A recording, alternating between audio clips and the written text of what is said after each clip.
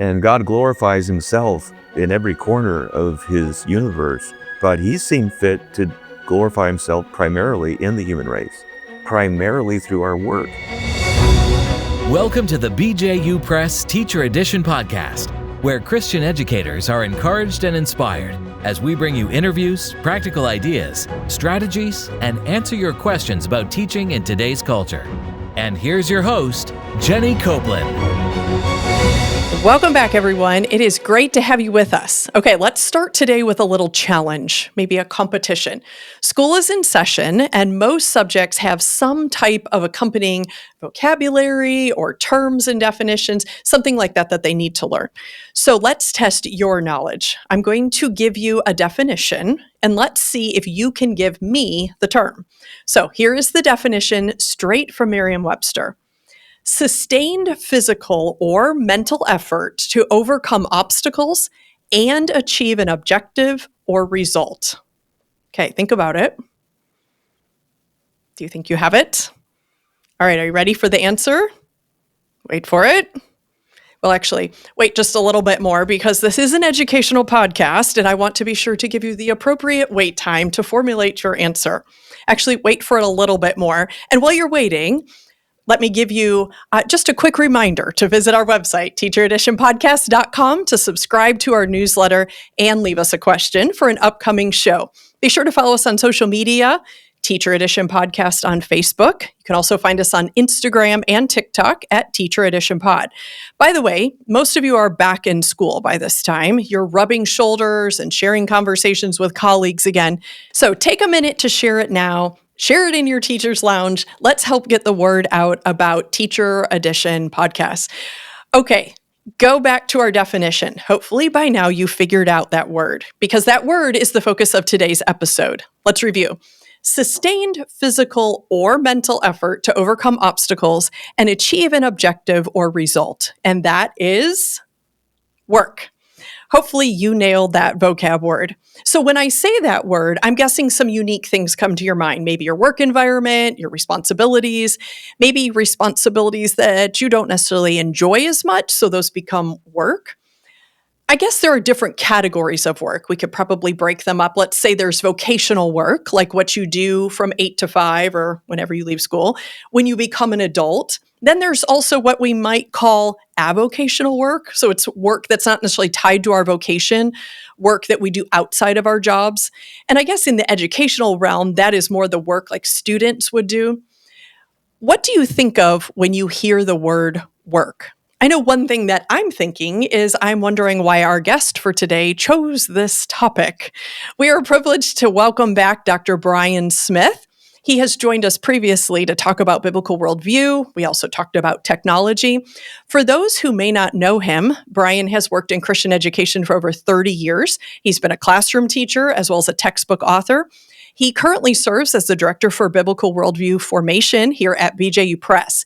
He is responsible for ensuring that all educational materials produced by BJU Press support the development of a biblical worldview in students. And in that position, he has just really led the way in BJU Press becoming the worldview leader in Christian education publishing.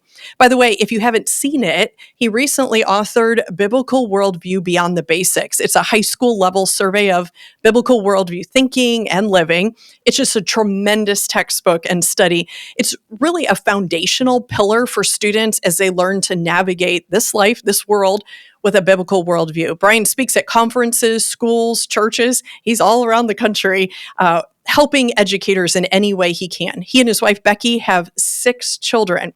That all being said, Bryan, your plate is really full at all times. I know that, and I really appreciate you giving us some of your day today. Welcome back to the show. Thank you. Thank you for having me. It's an honor to be here. Okay, so when I reached out to you, you responded saying that you would like to talk about work. I know you focus on worldview and helping educators shape their students' worldviews in the classroom. So why the topic of work for today's podcast?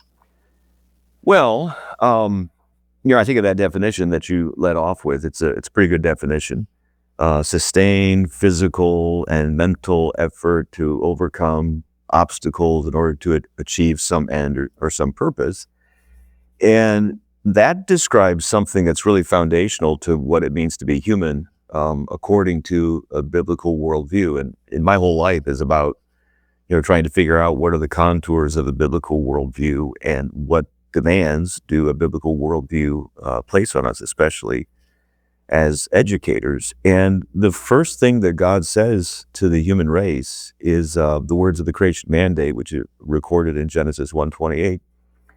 He says to our race, be fruitful and multiply, fill the earth and subdue it, and have dominion over the fish of the sea and the birds of the sky, over every living thing that moves on the earth. God has called us to subdue his creation, not to crush it, but to press it toward its ideal by governing it in his name. And that takes a lot of work. So God has called us to work. The secularist thinks of human beings as Homo sapiens, that what makes us human is that we are thinking beings. But a Christian, from a biblical worldview, understands that to be far too narrow. We are image bearers of God, and as image bearers of God, we are called to reflect and represent his glory in the world by ruling over his world in his name. And we do that through our work, through our vocational work, through our avocational work. So really, if you're serious about a biblical worldview, you got to be serious about thinking through work and what it means to take work seriously. Yeah, makes sense.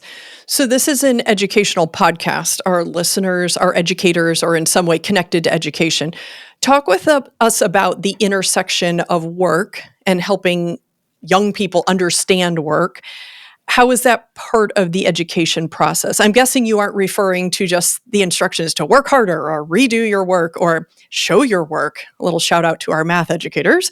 Work is important for school, and I think we can agree on that. But let's go deeper on than just those teacher commands. How is work important for school? Well, I think work is all about dominion.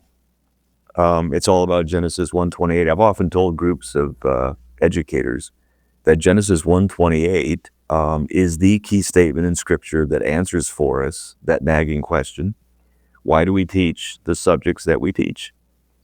We teach the subjects that we teach not because we're jumping through hoops so that students can get into the college of their choice.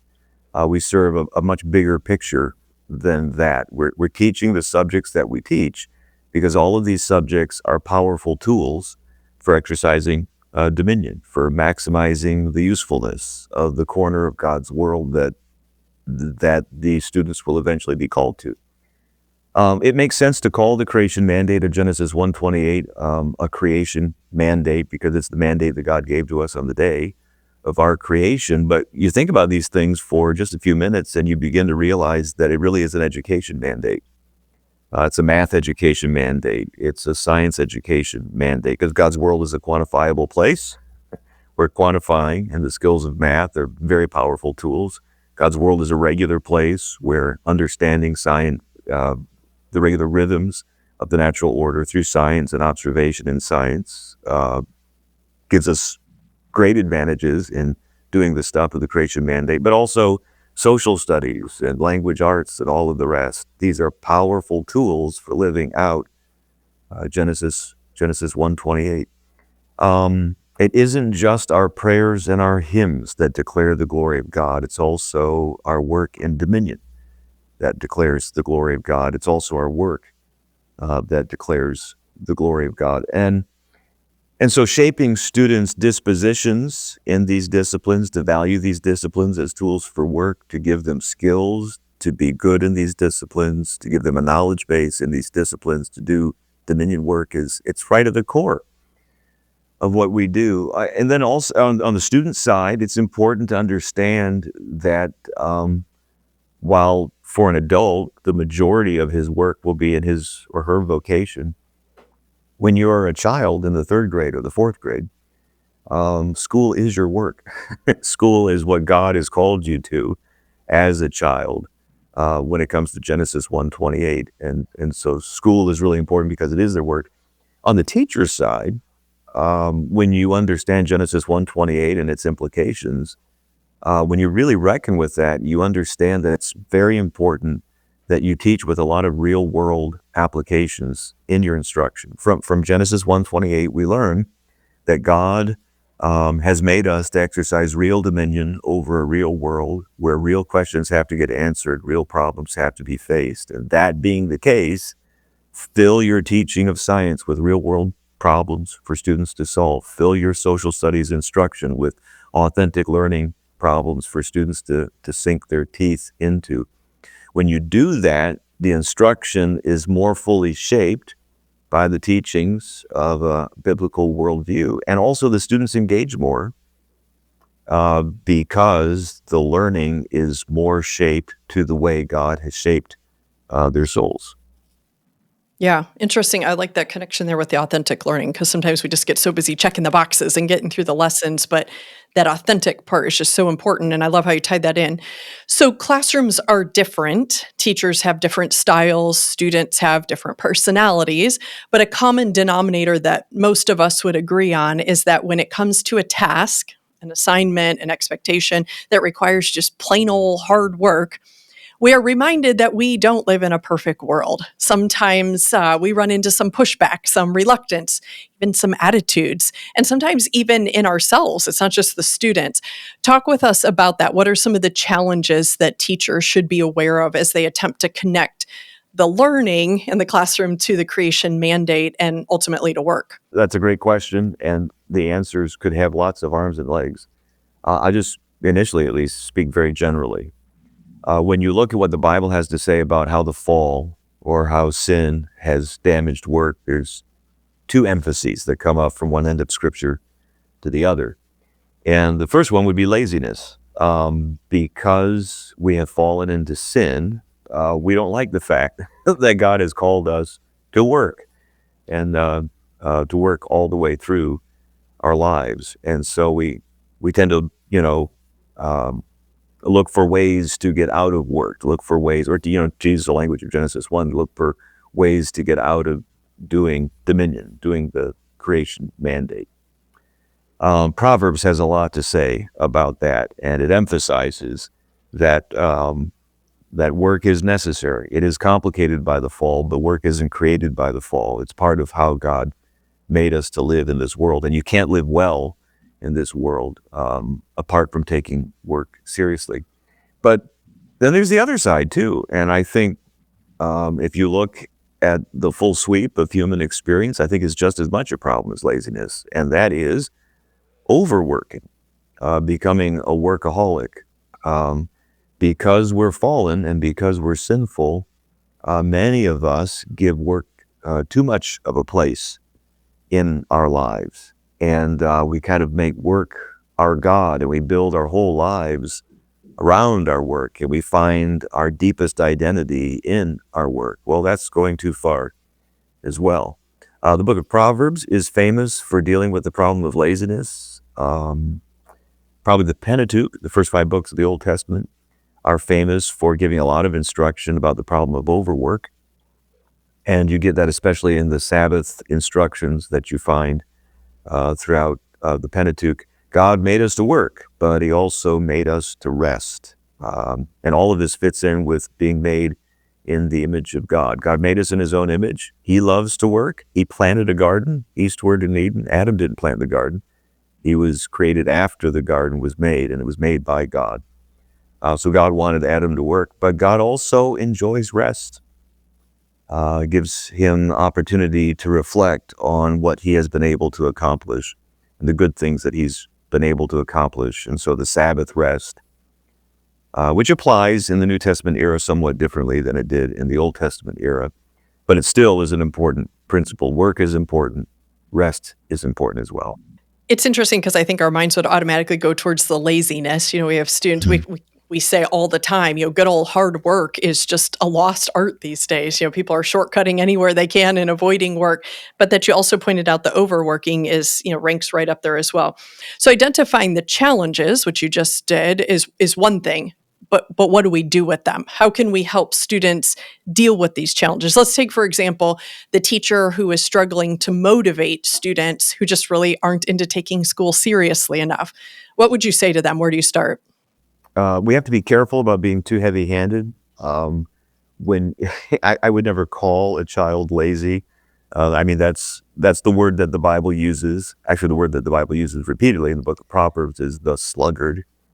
And children are young, and if you're too heavy-handed, you can really damage them emotionally, and it becomes difficult for them. The correction isn't really a correction; it's a crushing of their spirit. So we have to be careful. But laziness is laziness, and I think one thing that we can do is make use of the creation mandate. And I want to go back to something that I said a few minutes ago, but lean into it a little bit more. We declare the glory of God by being made in his own image and by living out the commands of the creation mandate. And the creation mandate is a call to work. And we tend to think that we declare God's glory through our worship. We tend to think that we declare God's glory through our prayers and our hymns on Sunday morning. And we do, but we also declare the glory of God through our work. By skillfully engaging with our tasks day after day so that we overcome challenges and we bring order to what would otherwise be characterized by wildness or chaos. That's the way of describing dominion from Genesis 1:28. We are declaring the glory of God by representing him in our work. And that really is where one of the ways in which I want to motivate a child who's struggling to take school seriously. I mean, the glory of God is at stake, and God glorifies himself in every corner of his universe, but he's seen fit to glorify himself primarily in the human race and primarily in how the human race works. We do declare God's glory on Sunday morning through public worship, but it's primarily through our work that we declare his glory, because God is the one who in creation had the idea to make every week, the rhythms of every week, 6 parts work, 1 part set aside for rest, reflection, and public worship. And so to get students to understand that their work really matters, it's the glory of God that's at stake, I think that's very motivating. Another thing, and this is what the book of Proverbs tends to emphasize, and that is that our fortunes in life are determined, not exclusively, but largely in terms of how seriously we take the creation mandate. The sluggard lives a life that's very miserable, and his life is very miserable not because he's just unfortunate or is in the wrong place at the wrong time. His life is miserable because he's living contrary to the rules of creation. He's living contrary to the way God made his world to work. And you show me a kid who has no patience to learn anything about, say, math, right down to the basics of arithmetic, and I will show you a young person who's preparing himself for being dominated in his own generation. The dominion work is going to happen one way or the other. Either the child is going to exercise good and wise dominion in his own situation in life, or someone or something is going to exercise dominion over him. And though hard work can be at times unpleasant, it's nothing compared to the unpleasantness of living with the consequences of your own laziness, living with the consequences of not taking seriously Genesis 1:28. And talking that way with students, choosing class verses or a verse for a particular segment of the school year drawn from the book of Proverbs is something that we ought to do and not be afraid to do. And then another thing that I'll say that's a practical application here would be as teachers, we need to be wise and discerning about the emphasis that's often placed on enjoyed learning and enjoyment in learning. I think that learning is very enjoyable, all right? I wouldn't have been in school for what seems like a million years to get various degrees if I didn't feel that way. And I'm sure you feel that way too, Jenny. Right. Learning is enjoyable, and it is Most of the time. very, very rewarding. But I don't know that I would call learning fun. I'm not sure if it's supposed to be all the time. Yeah, You think? I mean, it's because it's work. And Yeah. now, we often talk as educators about the importance of engagement, that you've got to engage Right. students in the learning. And I certainly think that's true. If students aren't engaged in the learning, they're not going to Sure. learn. Hmm. But there's a difference between engaging the students and making sure that the students are always constantly having fun. Yeah. Always Um, entertained. there's, we want the students to be engaged, but we should not feel any pang of conscience if the students are involved in productive struggle, if their brain is sweating, if they're kind of groping around because they're not sure what the right answer is and they're struggling to get to the right answer. That doesn't mean that we're failing as teachers. That may Right. mean that we're running the classroom in a way that's just right. And it's so important because in the real world, when you're an adult working, it's often not fun. It's arduous. It's difficult, especially in a fallen world. And if we want the learning always to be fun and always to be enjoyable, we're not shaping students for the real world. And if we're not shaping students for the real world as teachers, what are we doing? Yeah. It's so true. We have a culture of fun. Everything needs to be fun and entertaining. And you think if they sit still for a minute or if it's too hard, a quick supplement and we'll do something fun instead. And what are we teaching them? That's so true. And I really like what you said. We declare the glory of God through work. Because I think humanly we tend to think, work is part of the fall. This is part of the curse. This is not enjoyable. It kind of goes, it all ties right in there. We shouldn't have to know this is part of how you can declare the glory of God. And I love that statement. That was so well said. And really, we need to adjust our thinking and take that into our classrooms and help them adjust their thinking. Because I think sometimes as educators, we almost have sympathy for them if they have to work hard. It's, I'm so sorry. I'm sorry. We'll get through this. And that's not where we should be landing. Yes, no, we don't want to torture them all the time. We want it to be enjoyable. We want them to, learn to love to learn. But yeah, I love what you pointed out there. That really gives us a lot to think about. Okay, so let's keep going. So as we navigate work challenges, I think our attention does often go to the underperforming, the underachieving, the unmotivated, like we just talked about. But you mentioned overworking. So let's talk about students. Overworking, sometimes we kind of put that on the adults. We're working too hard, we're always on our phones, or we're not getting enough rest. But what about students? Is it possible for students to overwork themselves? What do you think? Oh, yeah.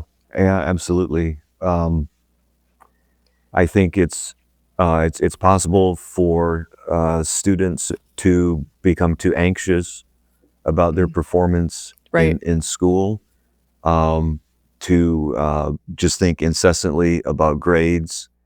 If they don't get, we all can think of students that we've had in the past who, sometimes it happens in a single school year. You watch them go from the first day of school being very joyful, bouncing in the room, excited about learning, and they continue to achieve and they continue to get all A's, but a dark cloud kind of gathers around their spirit as they continue to achieve, but they become less and less happy all of the time. And I think we've got to have our antenna up, paying attention to that, because what that indicates is that they are worshiping work. They are serving work in a way that we should only serve and worship God. The Lord your God, He is your God, and Him only shall you serve. You're not supposed to serve grades. You're not supposed to serve achievement. And one of the things that we need to explain to a child like that, or maybe a teenager, right? I keep using the word child. It makes it sound like this podcast is all about third graders, but it's just as much for 16-year-old and 17-year-old. Anyway, when we notice that, what we have to explain to them is that you serve God by your work. You're not serving your work and then expecting God to help you out as you serve and worship your work. Another thing is to try to get them to understand that if they are believers, their identity is in Christ. Right. Not Even in their more basically than that, their identity is in the fact that they are made in the image of God. Yes. And their performance in the classroom does not make them more made in God's image or less made in God's image. Doesn't make them more blood-bought sinners by the work of Christ on the cross or less. Their performance has to do with how well prepared they are to serve God, but it doesn't have anything to do with their status in the heart of God. And such students need to understand that their achievement does matter, but they should see their achievement as preparation for service. Maybe another way to say it is they should see their achievement as their way of saying thank you to God for the honor of being made in his own image, called to the work of exercising dominion as, if they are believers, as redeemed followers of Christ.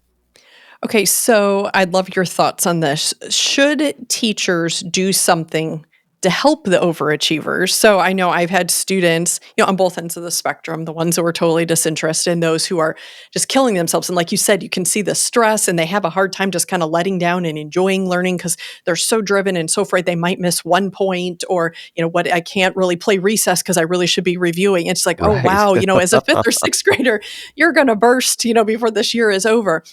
What do you do about those overachievers? Should you help them or do you leave them as is? I hate to even say it that way, but there's the chance of pushing them the other way. If you relieve them, if they feel relieved of that duty, then they could go the other way and not be motivated. What are your thoughts? Where do we fall on that? Yeah.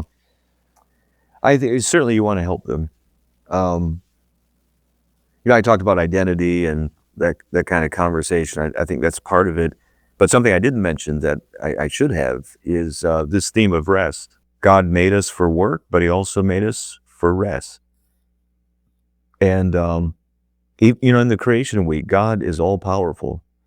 And yet it's remarkable to me that at regular intervals, God stops and he looks at what he had made and it was good. And then at the very end, God saw all that he had made, is the last verse of Genesis 1. And behold, it was very good. In Exodus, it points back to Genesis 1 and 2 and says, you need to pause and rest. And in the Old Testament economy, it was the seventh day of the week because that's what God did.